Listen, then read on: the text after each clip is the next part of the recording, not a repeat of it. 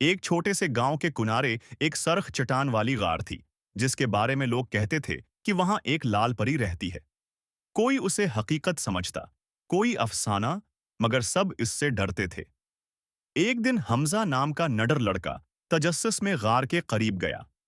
अचानक सरख रोशनी फैली और एक खूबसूरत लाल परी उसके सामने आ खड़ी हुई।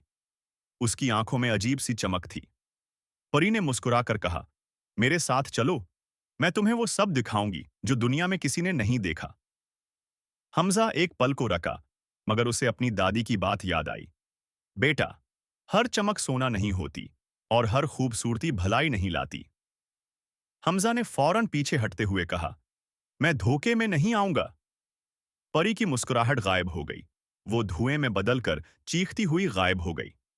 गांव वालों ने हमजा की बहादुरी को सराहा और यह साबित हो गया कि अक्ल और हिम्मत से हर फितना टाला जा सकता है।